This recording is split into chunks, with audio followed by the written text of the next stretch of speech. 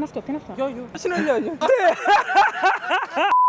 Είμαστε με καταστήματα Μαλιόρας Κοντοσούβλη και πάμε να παίξουμε ένα παιχνίδι στο οποίο θα σου απαγγείλει στίχους από τραγούδια και θέλω να μαντέψεις ποιο τραγούδι είναι αυτό. Δεν έχω ιδέα. Πάμε να το δοκιμάσουμε. Μόνο για εμάς είχα αισθήματα. Έκανα χιλιόμετρα και εσύ ούτε δυο βήματα. Όσα κι αν είχαμε προβλήματα, ήθελα κοντά σου να με κι ας είχαμε κύματα. Αχ, ήθελα κοντά σου να με κι ας είχε κύματα. Το έχει κάνει TikTok αυτό. Το έχεις κάνει TikTok? Ναι, νομίζω. Άρα? Ο Αγαπών το λέει. Ναι. Μέχρι εκεί πάει. Το βρήκε. Εγώ της το δίνω. Είναι τα χιλιόμετρα του Απών. Το έχεις ακούσει σίγουρα. Το έχεις κάνει. Τέλεια. Πάμε ένα ακόμα. Ναι. Νομίζω το έχεις ακούσει σίγουρα και αυτό στο TikTok. Να μην ακούω τα όνειρά μας. Τα αστεία τα δικά μας. Να μην ακούω τα σ' αγαπώ σου. Ότι είμαι ο άνθρωπός σου. Και το τραγούδι μας. Και το τραγούδι μας. Και εκεί που πήγαινα για πάντα να σε σβήσω. Δεν έχω ιδέα. Τι είναι αυτό, τι είναι αυτό. Λιόλιου. Ας είναι ο Λιόλιου.